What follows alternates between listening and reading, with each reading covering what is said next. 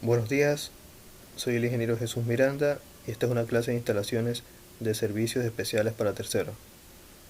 En esta clase se van a tocar temas respecto a instalaciones contra incendios. Veamos. Los temas que se van a tocar son sistemas contra incendios, clasificación, sistema de supervisión y control, equipos, técnicas de instalación, ajuste y puesta a punto, y normativas. Instalaciones de sistemas contra incendios. Las instalaciones de protección contra incendios en determinados tipos de edificios requieren el almacenamiento y distribución de agua hasta puntos cercanos a las zonas habitadas para su uso, en caso de un posible fuego accidental. Dichos sistemas por definición mantienen el agua estancada hasta el momento de uso. Aquí nosotros tenemos un pequeño esquema de lo que vendría a ser la parte de monitoreo efectuado por estos detectores de humo y el control efectuado por el tablero principal de control, que también, como se observa, dispone de pulsadores para un accionamiento manual al pulsar estos de aquí. Más adelante vamos a profundizar más al respecto. Medidas de extinción de incendios. Pueden ser manuales o automáticos. Manuales: extintores, bocas de incendio equipadas, hidrantes, columna seca. Automáticos: dotados de sistemas de diversos productos para extinción. Estas sustancias para la extinción del fuego pueden ser agua, en los cuales se utilizan los sprinklers, que son los aspersores, los que liberan el agua dispersándola, las cortinas de agua, las espumas, el agua pulverizada. También existen sustancias que pueden ser gases, como son los halones o el dióxido de carbono, y también polvos que pueden ser normal o polivalente. Ya. Cabe resaltar que la sustancia que se vaya a emplear para apagar el fuego dependerá del lugar en el cual se esté elaborando. Por ejemplo, si en el lugar en el que se trabaja es una cocina, en la cual se trabaja con aceite hirviendo y este llegase a encenderse, no se puede arrojar agua para poder apagar el fuego, porque el agua avivaría más el fuego. Debería usarse otro tipo de sustancia, como podría ser el dióxido de carbono o tal vez el polvo. De igual manera, si se llegase a encender un tablero eléctrico por un cortocircuito, no podría rociarse agua para apagar el fuego, porque el agua es conductora. Debería utilizarse ciertas medidas de seguridad en, en esos casos específicos y utilizar ciertas sustancias en base a la normativa vigente. Sistemas manuales: bocas de incendio equipadas, vía y los hidrantes. En esta figura de aquí se puede observar un esquema simplificado de este tipo de instalaciones, donde se aprecia el depósito, que vendría a ser depósito de agua, el sistema de bombeo, que vendría a ser el de acá, y las redes de distribución de agua, que vendría a ser todas estas tuberías que distribuyen el agua hasta los gabinetes. Los gabinetes son esas cajas donde se encuentran las mangueras de bomberos enrolladas. También se observa la conexión de los circuitos interiores al aporte directo de agua de la red pública de suministro. Ya esto vendría a ser como por ejemplo cuando se encuentra conectado a la conexión de un hidrante. Y por último, una posible conexión a un camión cisterna, que es el que se encuentra acá, que pudiera suministrar agua en caso de ser necesario. Ahora, lo que nos compete a nosotros es el sistema automatizado, pero aquí ya es donde vamos a implementar conocimientos técnicos de automatización, ¿no? Sistemas automatizados contra incendios, sprinklers, rociadores, cortinas de agua, sistemas de agua pulverizada. Un sistema automatizado contra incendios puede estar estructurado como se muestra en la figura. Debe tener algún sensor, como un detector de humo o un preóstato. En este caso contiene preóstatos. Nosotros entendemos más lo que es con detector de humo. Este manda una señal hacia el controlador y así se activa. el cual manda una señal de encendido a las bombas de agua a una centralita. Esta centralita ya vendría a ser el tablero principal de control. Este puede tener un procesador, puede que tenga un PLC, depende del fabricante. Y dependiendo del fabricante también presenta su manual de usuario, donde se presentan cómo se deben hacer las conexiones para poder implementarlo. El agua sale finalmente por un rociador final, que son los que se encuentran aquí conectados en serie, como se muestra aquí. Entonces podemos decir que si un detector o el preóstato se activan, manda una señal al tablero principal y manda a encender las bombas de agua, y las bombas de agua toman el agua del depósito principal y la envía hacia los rociadores que están conectados en serie, y estos liberan el agua para apagar el fuego. Así es como básicamente funcionaría el sistema. Definiciones importantes. Boca de incendio equipada. BIE. Equipo completo de protección y extinción de incendios que se instala en forma fija sobre la pared y se conecta a una red de abastecimiento de agua. Está compuesta de los siguientes elementos: manguera de soporte, giratorio, abatible, manómetro, válvula y boquilla lanza. Ya, esto de aquí también se conoce como gabinete. Es muy común verlos en los edificios. Estos sistemas por general tienen una cubierta de vidrio. Lo que uno hace en caso de incendios es abrirla y liberar la válvula y utilizar el agua que está suministrando. Depósito contra incendios. Almacenamiento de agua en cantidad suficiente para satisfacer las necesidades de agua de hidrantes. Rociadores BI, que son las boquillas o los gabinetes, y otros elementos finales del sistema durante un tiempo determinado por las características y uso de los edificios. Bueno, de forma resumida, este gran recipiente que se encuentra aquí va a contener el agua de reserva para ser utilizada en caso de emergencias y apagar los incendios para nuestro sistema. Columna seca. Las columnas secas son un tipo de instalaciones que únicamente pueden utilizar los bomberos. Normalmente la columna seca consiste en una tubería ascendente de acero galvanizado de 80 milímetros de diámetro, sea cual sea el número de plantas del edificio, que se coloca en la caja de la escalera desde una conexión en la fachada exterior. En la mayoría de casos se sitúan en edificios de altura y su función básica es la de transportar y distribuir agua que se suministra desde el camión de bomberos, que estará a nivel de la calle. Aquí se encuentra el camión de bomberos en el nivel del suelo, ¿no?, de la calle, hasta las diferentes plantas del edificio afectado. Dicho en otras palabras, gracias a la columna seca, los bomberos pueden abastecerse del agua necesaria, regulando el caudal y la presión para extinguir un incendio en un edificio. Además, las columnas secas evitan que estos profesionales tengan que extender las mangueras del camión a lo largo de las escaleras del edificio. Dicho de otra forma, aquí tenemos un tubo galvanizado, de acero galvanizado, que va subiendo a lo largo de todo el edificio.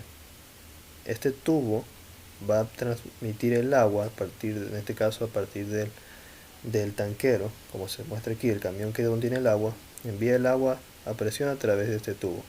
Y este tubo lo puede distribuir a cada uno de los gabinetes a lo largo de todo el edificio. Los gabinetes son las cajas donde se encuentran las mangueras enrolladas. Detector de humo. Los detectores de humo son dispositivos pensados en el ámbito edificatorio para detectar la presencia de un incendio en el interior de un edificio. La palabra humo hace referencia a la existencia de productos derivados de una combustión ineficiente, con partículas en suspensión, cenizas, entre otros. En el ámbito técnico, es preferible hablar de detectores de incendios, puesto que en el caso de una combustión en la que se generen gases, únicamente no puede hablarse de humo. Bueno, en detectores de humo existen muchos tipos de detectores de humo, dependiendo de la tecnología con la que estén trabajando. Los detectores de humo suelen clasificarse en 6 grupos. Por ejemplo, aquí tenemos los fotoeléctricos, de haz de rayos proyectados, de haz de rayos reflejados, los iónicos de partículas alfa, de partículas beta, de puente de resistencia, de análisis de muestra, combinados, Taguchi con semiconductor. Bueno, nosotros nos vamos a enfocar en los detectores de humos convencionales. Lo único que debemos entender es que al detectar el humo mandarían una señal de alerta al tablero principal o controlador. Normas. Limpieza y desinfección. Dice, actualmente se debería realizar algún tipo de tratamiento del depósito anualmente. Debería realizarse un tipo de tratamiento del depósito de agua, acorde a los resultados analíticos de las muestras de control de Legionella SP. Legionella SP es una enfermedad del legionario. Es un tipo de neumonía provocada por la bacteria Legionella. La bacteria se propaga por el vapor de agua. Bueno, tal vez esto no es un poco ajeno a nuestra carrera, pero tal vez por conocimiento general, es necesario saber que en las normativas de un sistema contra incendios, en lo que vendría a ser la parte de salubridad, se expresa que debe hacerse una limpieza anualmente para evitar que el agua sea un factor que pueda llegar a producir este tipo de enfermedad, que es una enfermedad que se transmite a través del vapor de agua, lo cual podría darse a través de los aspersores. Por ejemplo, en el momento que se activan, si es que el agua está contaminada, las personas podrían enfermar. El proceso a seguir es el siguiente: toma de muestra el agua del depósito si existe y de algún punto alejado de la red de distribución. Si el resultado es positivo, el sistema se someterá a desinfección química. Si el resultado es negativo, el depósito se someterá a una limpieza general convencional, que por ahorro de agua podrá realizarse mediante sistemas de limpia fondos, aplicando estos también a las paredes. Bueno, eso le correspondería más a un ingeniero ambiental o ingeniero químico, ¿no? Limpieza y mantenimiento. La limpieza y desinfección y de mantenimiento tiene como objeto garantizar la calidad microbiológica del agua durante el funcionamiento normal de la instalación. Puede realizarse con cloro, con cualquier otro tipo de biocida autorizado, sistemas físicos o físico-químicos de probada eficacia, para mantener la calidad fisioquímica y microbiológica del agua de un sistema contra incendios dotado de aljibe. Aljibe es un depósito grande, generalmente bajo tierra, para recoger y conservar el agua, especialmente la de lluvia. Se puede instalar un sistema como el descrito en la figura. Y tenemos un sistema en el cual podemos evidenciar que se compone por un depósito, una pequeña bomba, un filtro de arena o similar, y, y, el, y lo que vendría a ser ya la carga. Depósito de decodificador de hidrocloro. Ya, este pequeño sistema que se encuentra aquí hace referencia a lo enunciado anteriormente, y también contiene un depósito y dosificador de hipoclorito sódico. Bueno, no es el propósito de nuestra clase, ¿no? Criterios técnicos y protocolos de actuación. Se debe instalar un pulsador. Ya, esto corresponde a la normativa en términos de la instalación ya de nuestro sistema. Las reglas que se deben seguir sí o sí. En este caso se expresa lo siguiente: se debe instalar un pulsador manual de alarmas contra incendios cerca de cada salida requerida y junto a las estaciones de mangueras. Cada pulsador podrá ser protegido por una caja transparente, la cual podrá abrirse sin llaves. Deben ser instalados a una altura de entre 1.50 o 1.80 metros al nivel del piso. Las alarmas contra incendios deben operar con baterías únicamente o se puede alimentar con la red eléctrica normal, siempre y cuando cuenten con baterías para operar por lo menos 24 horas cuando falle la fuente principal. El sistema debe estar provisto de sensores de flujo en el sistema de rociadores y en las tuberías verticales principales, con el fin de poder detectar posibles fugas. En caso de incendio, se debe alertar a los ocupantes con señales audibles y visibles. La señal de alarma general para la evacuación total deberá funcionar en la totalidad del edificio. Ya. Con estas normativas que acabamos de enunciar, ya nos estamos dando una idea de cuáles vendrían a ser los sensores y los actuadores que deberían salir del panel principal o del tablero de control de un sistema contra incendios medianamente complejo, ¿no? Panel de control central.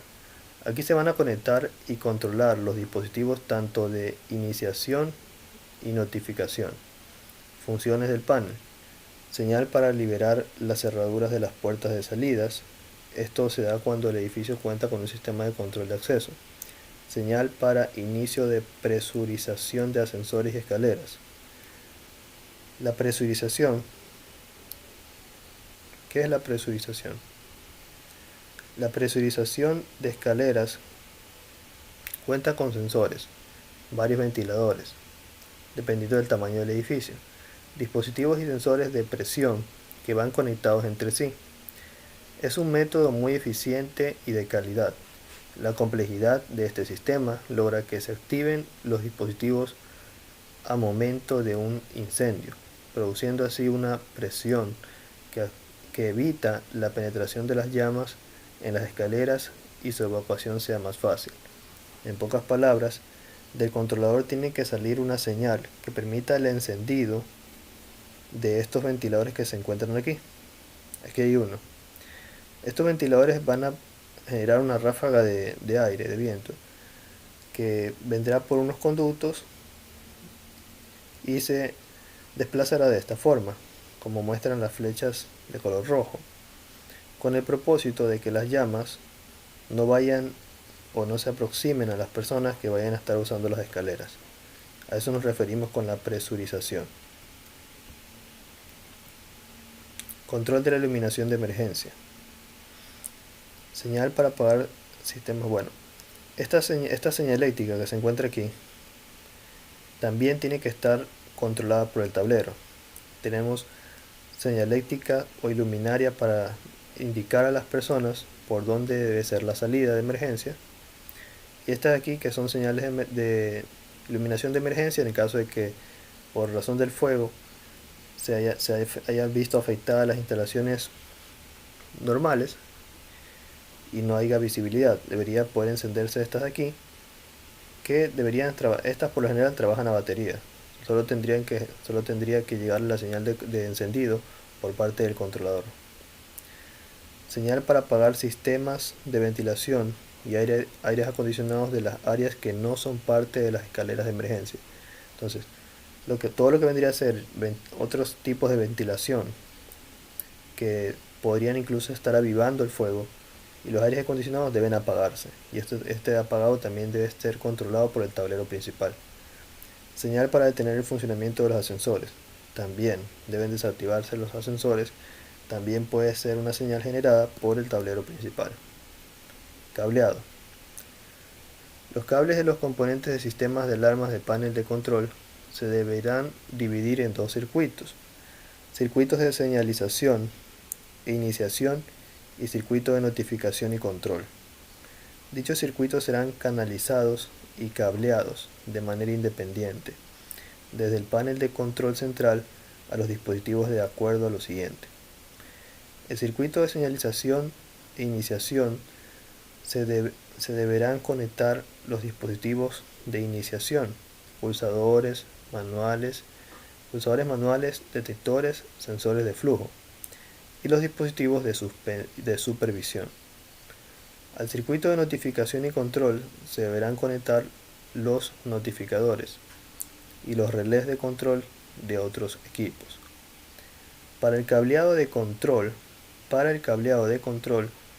use cable AWG número 14 para todas las conexiones eléctricas. AWG hace referencia al aislante, que también va a permitir un cierto grado de flexibilidad en el cable, ¿no? Los sistemas deben ser canalizados en tubería metálica y lo más alejado posible de cables eléctricos, de potencia u otras fuentes de interferencia electromagnéticas.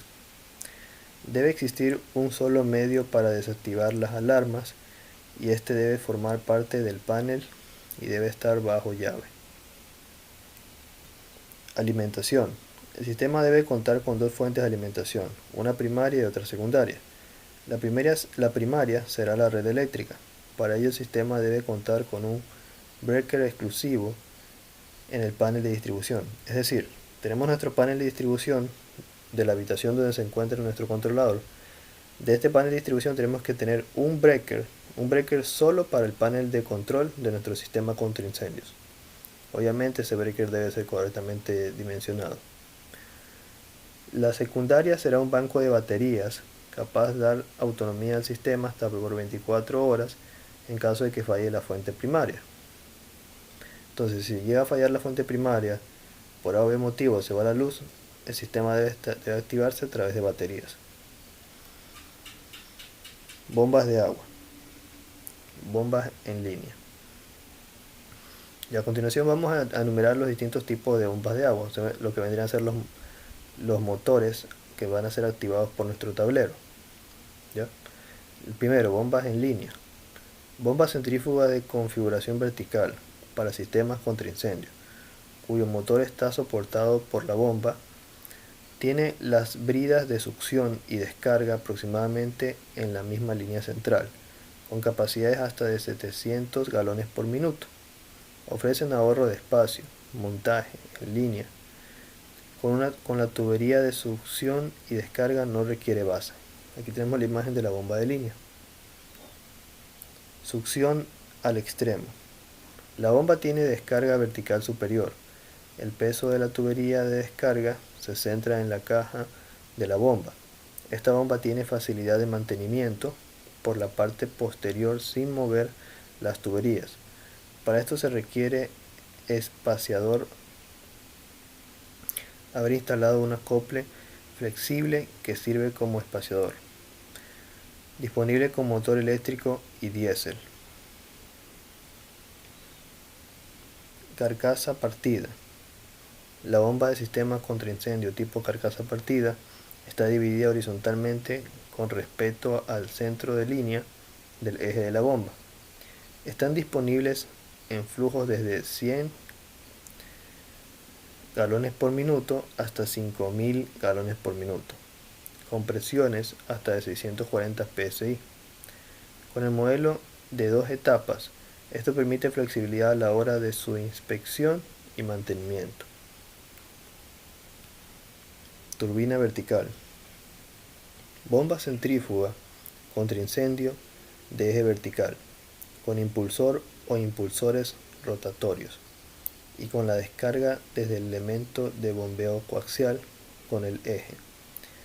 El elemento de bombeo está suspendido por el sistema de conducción que encierra el sistema de eje vertical utilizado para transmitir potencia a los impulsores.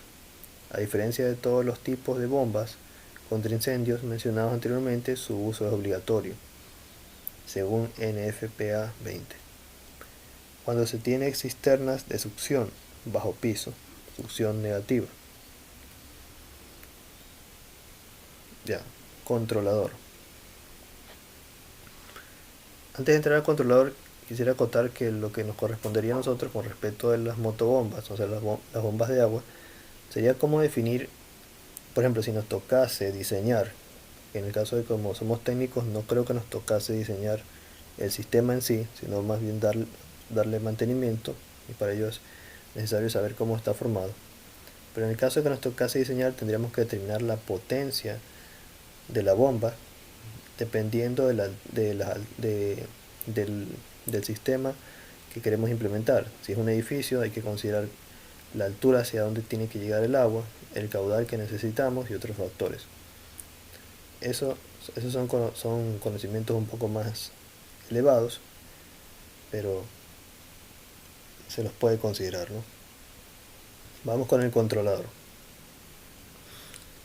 Un controlador de bomba contra incendio es un controlador a motor especializado que activa y controla el accionamiento a motor eléctrico de la bomba contra incendio. En su papel de guardia en la sala de bombas, recibe la información de un transductor de presión para activar el accionamiento de la bomba, haciendo que el contactor del motor suministre energía al motor eléctrico y envíe una alarma al panel de alarma o estación de monitoreo central, enunciando que el motor de la bomba ha comenzado a funcionar. Un controlador puede contener o no un interruptor de transferencia para moverse entre las fuentes de energía alternas. No obstante, de ser así, la norma NFPA 20 establece que todos los controladores y llaves de paso estén específicamente listados para servicios de bombas de incendios accionadas a motor eléctrico. Aquí nosotros podemos ver un tablero de control. El tablero de control debe tener todo lo necesario para poder activar el motor y recibir las señales de los sensores, ya sea el detector de humo o el sensor de presión, ¿no? Podemos observar que tiene contactores, disyuntores y debe tener un controlador principal. Panel de control. Ya. Aquí hago un paréntesis. El panel de control va a tener sus respectivas variantes dependiendo de la empresa que lo haya fabricado. Entonces, lo más aconsejable es que si adquieren un panel de control para un sistema contra incendios, deban recurrir al manual para ver dónde se conectan cada una de las entradas, las salidas y cómo se lo programa. Porque, por ejemplo, este panel de control que se encuentra aquí dispone de un controlador que dispone también de una pequeña pantalla LCD y un teclado, es decir, es programable. Se le puede programar, se le pueden hacer algunas pruebas y tiene otras características propias del tablero que probablemente lo distingan de otros tableros más sencillos o más complejos. Hay tableros mucho más sencillos que solo tienen un controlador más simple que solo le llega la señal del sensor y arranca el motor. Entonces, todo depende del nivel de complejidad de nuestro sistema. En este caso, en este panel de control, nosotros podemos identificar ciertas conexiones, como por ejemplo bloques de terminales de telco, el terminal a tierra, clavijas de conexión del expansor de puntos, bloques de terminales del bus de opciones, el fusible, el LED, bloques de terminales de alimentación auxiliar, bloques de terminales del relé, que ya vendría a ser para activar o desactivar puede que alguna alarma, bloques de terminales de alimentación de detector de humo, el punto 4 vendría a ser el de aquí, y aquí nos está diciendo que aquí ya se va la alimentación al detector de humo, o sea, para alimentar el detector de humo. Bloques de terminales de entrada de zona, el teclado, la pantalla LCD, bloques de terminales de la batería, el número 12, significa que aquí ya se conecta la batería que va a ser nuestra fuente secundaria para el tablero. Bloques de terminales secundarios de transformadores, número 16. Entonces, como lo expresé hace un momento, cada tablero o el tablero con el que vayamos a trabajar depende de la complejidad de la instalación, porque podemos tener una instalación súper sencilla para una vivienda muy pequeña, o tal vez podríamos llegar a tener una instalación muy compleja para un edificio que hasta tenga puertas con clave de acceso, por ejemplo. Entonces, ahí necesitaríamos un controlador más potente que pueda incluso liberar esas puertas en caso de un incendio, para que las personas puedan salir libremente. Entonces, todo depende. Por ejemplo, también podríamos tener un edificio con puertas de acceso, con código de acceso. Podríamos tener un edificio que tenga algunos ascensores, un edificio que tenga muchas escaleras. Entonces el controlador debe poder manejar todas las normativas que vimos hace un momento: que se liberen las puertas, que se encienden los sistemas de presurización para las escaleras, que se desactiven los ascensores, todo eso. Por eso el nivel de complejidad del tablero dependerá del nivel de complejidad de nuestro edificio, o sea, el nivel de complejidad del sistema que nosotros queremos o deseamos. Y en tal caso tenemos que referirnos directamente al manual del fabricante. Y esto es algo que siempre se da en la parte técnica. No podemos conocer todo. Si tomar como referencia ciertos aspectos, por ejemplo, podemos tomar este tablero como referencia, ya nos damos una idea de lo que se tiene que hacer. Pero lo ideal es, si vamos a trabajar con un determinado tablero para un sistema de contraincendios, tratar de obtener información de la empresa que lo diseñó y obtener los manuales para ver cómo se hacen las conexiones y cómo trabaja. Tuberías. Los materiales más habituales son el acero galvanizado y el acero inoxidable, aunque también compiten en el mercado nuevos sistemas plásticos con sus certificaciones correspondientes, tanto americanas como europeas, habituales en edificios comerciales, centros comerciales y hoteles. Bueno, las tuberías, como dice aquí, pueden ser de acero galvanizado y también pueden ser, o sea, acero galvanizado e inoxidable, o también pueden ser de plástico. Todas las tuberías tendrán sus respectivas normativas de seguridad que las hacen aptas para el trabajo. En sí podríamos decir en comparativa que las de plástico vendrían a ser menos pesadas que las de acero. Tal vez probablemente requieran técnicas para su instalación diferentes. Entonces, todo depende de lo que el cliente o lo que sea mejor para la instalación. Diseño. Ya, la etapa de diseño no corresponde ciertamente a un técnico, pero es bueno saber. En la etapa de diseño de un sistema contra incendio se debe calcular el área a proteger con los rociadores para estimar el caudal del sistema. Esto correspondería a lo siguiente: si tenemos un cuarto que, quién sabe, tenga unos 10 metros cuadrados, por así decirlo, entonces nosotros debemos estimar la cantidad de rociadores que deberían ser colocados en el cuarto para apagar un incendio. Y sabiendo, por ejemplo, qué marca de rociador y qué caudal va a dispensar cada uno de ellos por normativa, nosotros tendríamos que estimar el caudal total de esa instalación. Y ese es un primer dato que se necesita para el diseño de un sistema: el caudal. Se debe estimar muchos factores, como la altura desde el depósito de agua hasta el gabinete, para poder determinar la potencia requerida por la motobomba y poder comprar la apropiada.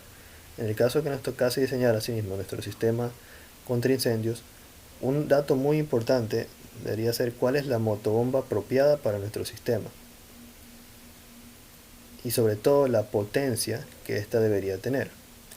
Esta potencia va a depender del caudal que se requiere y de la altura desde el depósito de agua hacia donde se quiere dispensar el agua. Esos serían los datos más importantes. Y utilizando una fórmula sencilla, porque hay algunos métodos, un método muy idealizado y tal vez otros métodos mucho más realistas para la implementación. Un método mucho más idealizado vendría a ser definir la potencia a través solamente del caudal, de la altura y un factor multiplicativo de 9.81 que estima ciertamente la gravedad y otros factores más. Eso lo he visto en ciertos problemas, potencia igual al caudal por la altura y por 9.81. De esa forma se podría estimar la potencia de la motobomba y también se debería considerar también la eficiencia del motor. Pero hay otros métodos mucho más realistas, más complicados, que estiman muchas otras cosas, que estiman incluso la fricción de la tubería, estiman la presión y entre otros factores. Esto no nos compete a nosotros ahora, pero es bueno conocer. Listo. Eso es todo. Muchas gracias.